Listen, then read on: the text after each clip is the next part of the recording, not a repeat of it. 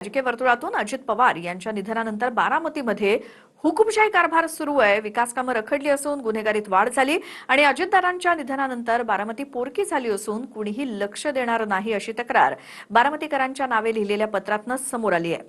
विशेष म्हणजे बारामतीकडे लक्ष द्या असंही या पत्रातनं पवार कुटुंबाला आवाहन करण्यात आलंय। बघूयात।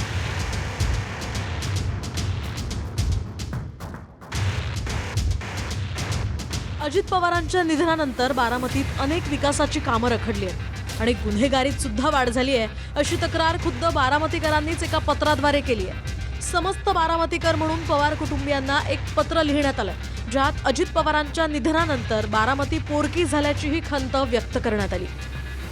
हे पत्र शरद पवार, सुनेत्रा पवारांसह सुप्रिया सुळे, पार्थ पवार आणि युगेंद्र पवारांना उद्देशून आहे, ज्यात दादांच्या आकस्मिक निधनामुळे बारामती खऱ्या अर्थानं पोरकी झाली।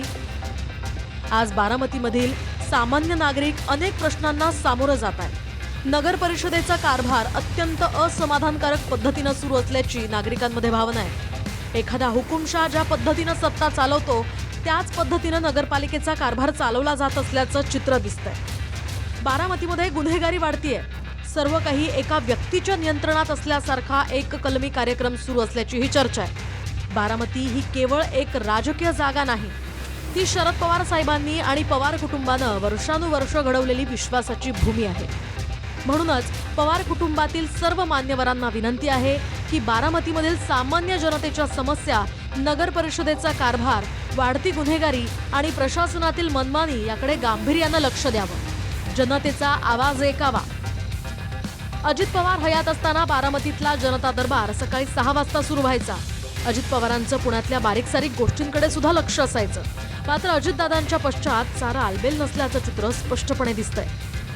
वाहतूक कोंडीच्या तक्रारींनंतर अजित पवारांनी सकाळी 6च्या दरम्यानच पुण्यातल्या हिंजवडीमध्ये पोहोचून स्थानिक नेत्यांना खडसावलं होतं। मात्र आज मुंबईतनं आदित्य ठाकरे हिंजवडीमध्ये येऊन गेले तरी पुण्याच्या पालकमंत्री सुनेत्रा पवार तिथे पोहोचलेल्या नाहीत। चाकण एमआयडीसीतनं खड्ड्यांमुळे 20 कंपन्या बंद होत असल्या तरी सुनेत्रा पवारांनी फक्त फोनवर संवाद साधून कागदी आश्वासन दिलंय। काय सगळं आपलं वाटोळ झालं, आपली इंजवडीची सगळे आयटी पार्क चाललं बाहेर, माझ्या पुण्यातनं महाराष्ट्रातनं बाहेर काही तुम्हाला पडलेलं नाहीये। दादांचा आवाज हा एक वेगळा आवाज होता, तो पुण्यासाठी देखील फार महत्त्वाचा आवाज होता। पण ते सगळे दुर्दैवी घटना घडल्यानंतर आपण पाहतोय एकंदर परवा चाकणचा विषय असेल किंवा आत्ताचा विषय असेल, इथे तसं रिप्रेझेंटेशन जेवढं पुण्याला मिळायला पाहिजे या शासनामध्ये तेवढं मिळत नाहीये। दादांसारखं बनता येणार नाही, पण मात्र त्यांच्याकडे बघून ज्या पद्धतीने प्रशासनावर ते वचक ठेवत होते, एक धाक ठेवत होते, तो धाक मात्र तिथं ठेवावा लागेल।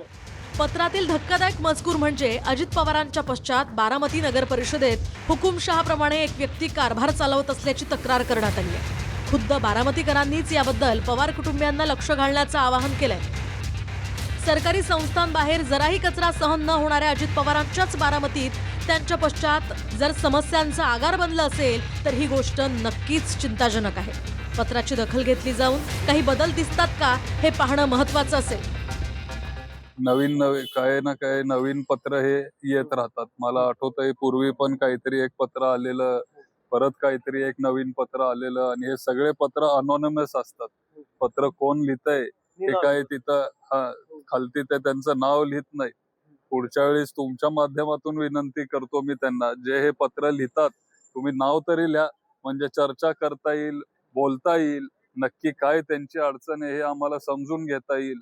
पण बाकीच्यांचं मी काय सांगू शकत नाही। ते पत्र मी देखील वाचलं, पण वाईट वाटलं, डोळ्यात पाणी पण आलं।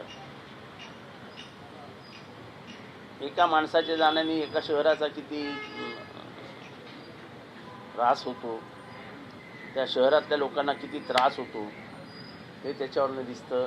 खास करून सुप्रियाताईंना की त्यांनी ह्याच्यात लक्ष घालावं आणि बारामतीकरांचे अश्रू त्याच पुसू शकतात याची मला खात्री आहे। Bureau report, TV9 Marathi.